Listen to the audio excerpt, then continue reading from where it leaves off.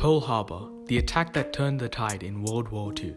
Japan had been increasingly more and more violent against China and the Chinese residents, with Japan invading the region on Manchuria in China in 1937, and the United States were concerned, as they had multiple dealings with China and many US residents in Chinese settlements, and so they took this opportunity to retaliate against Japan before it was too late. Without heading to war right away, the United States slowly introduced economic sanctions against Japan, which included export bans on important resources that only the US had an abundance of, such as oil and scrap metal.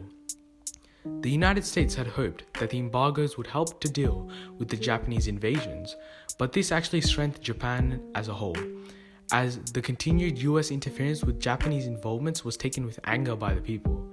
At this point, war between Japan and the United States seemed unavoidable, and so Japan spent months planning an attack on Pearl Harbor that would aim to destroy the Pacific Fleet, with 6 aircraft carriers holding around 400 planes being invested in this surprise attack, so that the US would not be able to hinder Japan's attacks on South Pacific targets.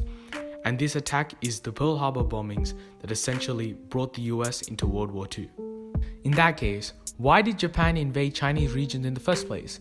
Well, there had been a long-standing rivalry between Japan and China, with the main reason behind Japan initiating its isolationist policy and then becoming more expansionist being China itself. From as far back as 1853, Commodore Matthew C. Perry of the US Navy traveled into Japan and presented them with a letter from the US president at the time, Millard Fillmore, demanding that they open up their ports for American use, despite Japan being very conservative, isolated, and mostly not interested in the agreement. Eventually, due to how far technologically ahead the US was, Japan was forced to give up its isolationist policy and agree to the terms that were put forth by the Americans. Due to this act of relinquishing control over their country, Japan was now seen as weak, and in order to combat this, they set forth on the path that China was also forced to take, which was industrialization. And this was the beginning of modern Japanese history and their eventual downfall. The result of the desperation to stay on top of the technological and military advancements that were happening at the time was what led to the First and Second Chinese-Japanese Wars, respectively. However, the resources needed to supply the demand for a war were ever increasing, and this was something that Japan was succumbing to. To ensure that the Americans and British didn't interfere in their search for resources, they bombed Pearl Harbor. But the way in which America retaliated was unlike anything they expected, and a reason why the US's entry into World War II was a monumentous one. The attack on Pearl Harbor itself, which occurred on 7th of December 1941, was catastrophic, with 2 waves of close to 400 aircraft bombing Pearl Harbor, with the intention to destroy as much of the Pacific Fleet as possible. And the damage to members of the US fleet and operators of the harbor were just as disastrous. The first wave of aircraft hit a gunpowder storage, killing 1,777 crew members, and this was followed up by another devastating attack hours later that sunk 18 US warships, destroyed 188 aircraft, and killed 2,403 American military members.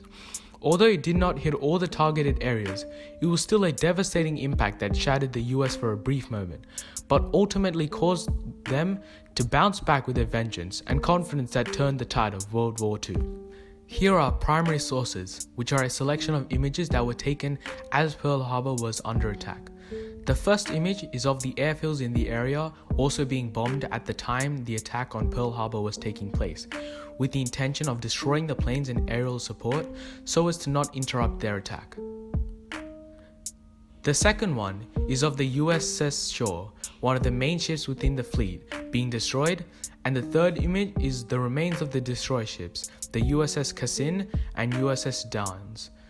The first image shows how the people were injured, as well as the damage that was being caused by the attacks. The second and third images show the true degree to which this attack damaged Pearl Harbor and the machines.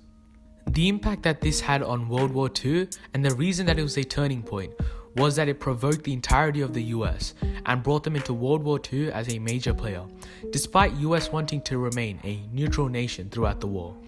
It also cut off many supplies from Japan, which changed the impact that Japan may have had on the war, and specifically China, due to its fast transition to industrialization.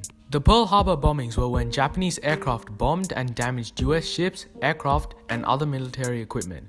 The reason that it was important and a turning point in the war was because it introduced the economic and military Goliath that was the US into the war, and it significantly altered the path that the war was going on, which most likely would have been majorly different to how the war would have panned out given that the US didn't join in, which helps to understand how much of an impact the Pearl Harbor bombings had on the war.